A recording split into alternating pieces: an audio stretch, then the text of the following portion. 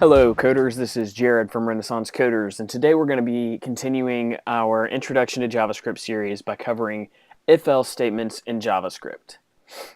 Okay, as you can see, I've changed up my IDE again. Today I'm going to be using CodePen. CodePen is a really well-known app. I strongly suggest you check it out. There's a lot of cool stuff out there. Just new ways of doing things and some really cool new stuff. So definitely go and check it out. It's free. You can do a free account. It's really, really worth going and just taking a look at. Okay, so let's get this party started. If-else statements are extremely common programming concepts that you are definitely going to use in the future. I guarantee you that if you write code every single day, you're probably going to be writing a lot of this if-else statements. If-else statements work by executing a statement if a condition is true, or another statement if a condition is false. A condition is an expression that evaluates the true or false, just in case you guys have not heard that terminology before. Okay, so let's get started by creating a few examples so that you guys know what these statements look like and how to write them yourselves. So I'm going to go ahead and zoom in on CodePen here. All right, just so you guys can really see the output. All right. So what I'm going to do is I'm going to create a var x and set that equal to 10. And this variable x is essentially going to be what I'm going to test in my condition. So I'm going to try and find something out about this variable in my condition. And based on what I find out, I'm going to output a statement to the screen. So let's get started with an if statement.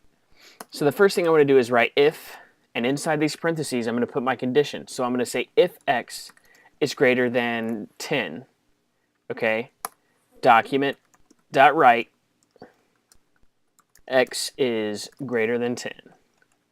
It's really easy, right? All we're doing is using the if keyword, putting a condition inside these parentheses, and then outputting something to the screen based on the validity of that condition. Make sure to put your semicolon. I missed mine, but don't miss yours. Okay, the next thing we're going to do is write our else statement. The else statement occurs anytime that the if condition is false, okay? So just any time that the if statement does not equate to true, we're going to go to our else statement. So what I'm going to do in here is I'm going to write document.write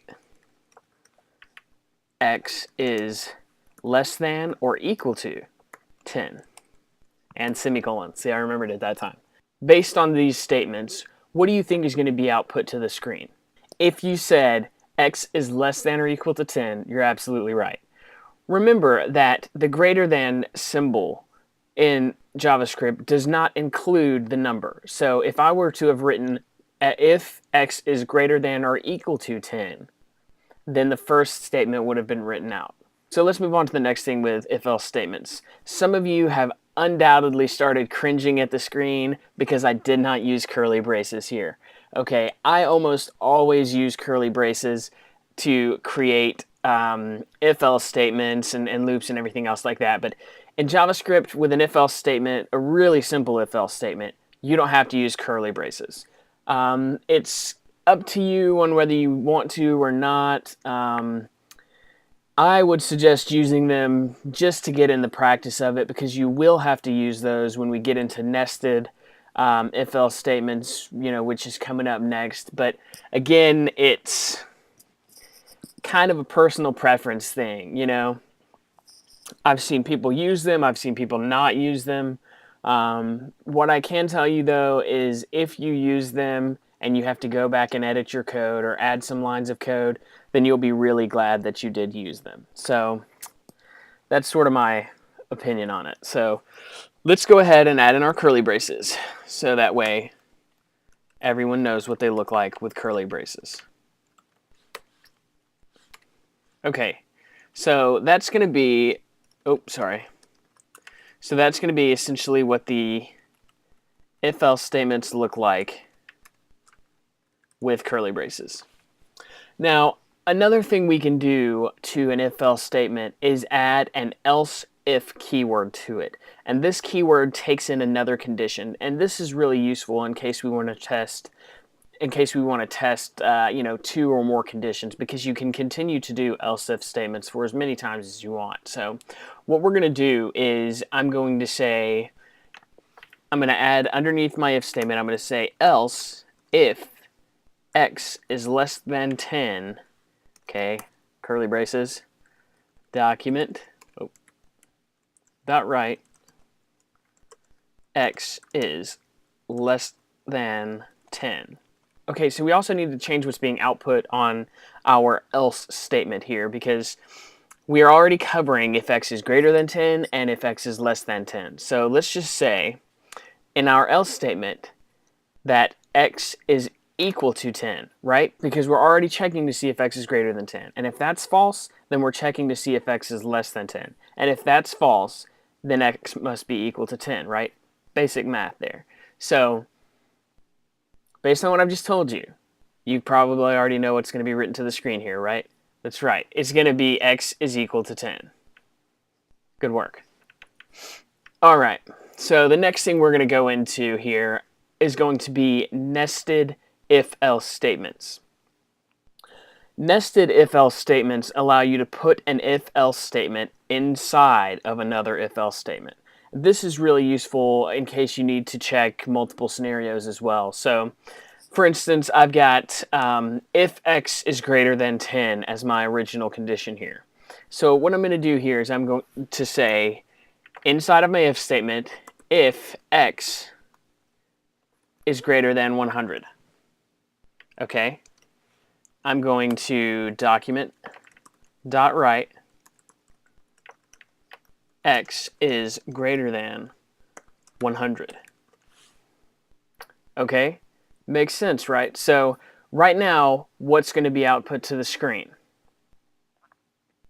It's still going to be the last else statement, right? Because we haven't changed the value of 10. So I tricked you there. I'm sorry. I couldn't help it. Let's go back and change the value of x now. So we're going to change the value of x to 87, not 1087. Okay, with the value of 87, what's going to happen when I run this program? Okay, I'm going to check this first condition. So if x is greater than 10, x is equal to 87, it is greater than 10. Okay, so now I step into this next condition here. If x is greater than 100, x is equal to 87, it's not greater than 100. So what do? Then we output this statement. Okay, x is greater than 10. Pretty simple stuff, right? It's just program flow. So let's change x to be 112 now. Okay, now with a value of 112, what do you think is going to be output to the screen? This is another trick. I'm tricking you again, so don't answer out loud. Okay, if x is greater than 10, this is true, right? So we step inside. If x is greater than 100, also true. So what do? We write x is greater than 100. And we write x is greater than 10. Okay, so if you guessed that, then you're pretty awesome. But again, it's just program flow, right? I mean, it's just knowing that because this statement exists inside of this condition, it's going to be executed. So instead of just leaving this statement floating here, we can say else if x is less than 100. Okay, and now we're going to document dot right x is greater than 10 but less than 100. Right, so that's pretty easy stuff. And we don't have to use an else if here, so we can very easily change this to an else statement, and it's going to do the exact same thing. Okay, I do want to point out that you can do another if tier here. So inside of this block of code here, I'm going to create another nested if. So I'm going to say if x is greater than 1,000, open our curly braces, document.write, x is greater than 1,000. Let's take a look at what's going to happen. when we run this program. Okay, so x is equal to 112 right now. So if x is greater than 10, this is true, we enter the next condition. If x is greater than 100, this is true, we enter the next condition. If x is greater than 1000, this is false. Okay, so we skip over this piece and go directly to here, right? So here's one more thing that I want to do really quickly, just so that way you guys really get this point across. I'm going to remove this else bracket just to make sure you guys get this point. Now what I'm going to do is I'm going to put the value of x up to 1122. Okay, so 1122. So let's run the program again and see what happens. Okay, if x is greater than 10, this is true. Let's step into the next condition. If x is greater than 100, also true. Next condition. If x is greater than 1000, true again. So what are we going to do? We're going to output this statement, and this statement. Don't believe me? There it is.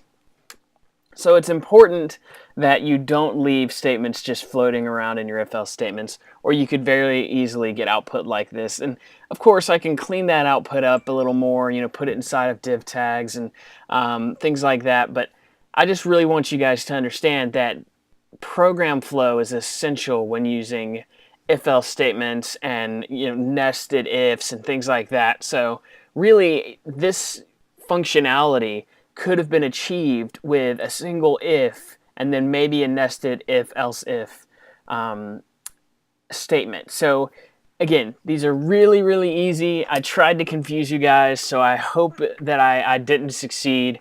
I hope that you're just like, man, this guy can't trick me, because that would be awesome, right?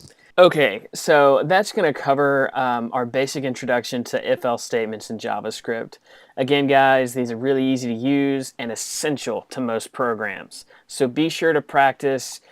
Check out CodePen. I'm telling you, it's awesome. There's a lot of really cool stuff on there. I mean, really, really advanced stuff. So if you go and look at something and you're just like, how did they do that? You can see the code. So it's cool, because you can see how someone did something that's really, really cool, which is always good. And it's really sort of inspirational to me to go and look at what other people are doing. And it just sort of drives me to try harder.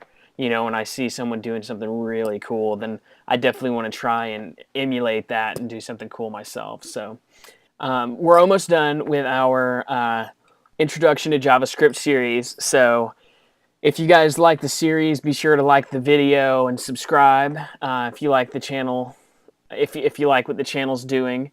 Also, if you have any questions, put them in the comments section and we will definitely get back to you. If you'd like to see a specific JavaScript video, definitely let us know and we will try to cover that video as well. So again, as always, thanks for watching, guys, and this has been a Renaissance Coders tutorial.